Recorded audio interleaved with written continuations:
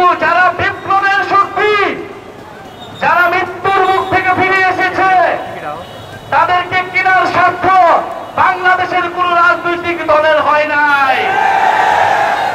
যারা পুরাতন রাজনীতিকে টিকিয়ে রাখতে চায়, যারা চাঁদাবাজ এবং সন্ত্রাসকে টিকিয়ে রাখতে চায়। 5ই আগস্ট আমরা বলেছিলাম, আসুন জাতীয় সরকার করি, দেশটাকে পুনর্গঠন করি, সকল বিভাজন সবকিছু রুখে গিয়ে বাংলাদেশকে নতুন করে গড়ে তুলি।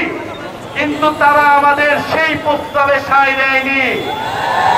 তারা বলেছিল 3 মাসের মধ্যে নির্বাচন দিতে হবে।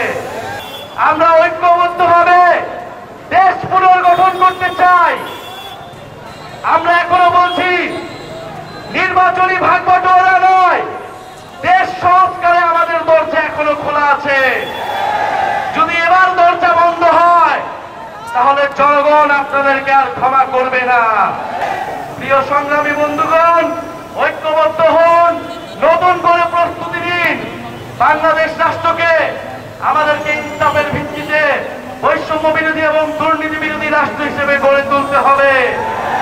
যে কারণে আমাদের শহীদেরা রক্ত দিয়েছিল, সাতক্ষীরার মানুষ রক্ত দিয়েছিল, সেই সকল শব্দ বাস্তবায়ন করতে হবে।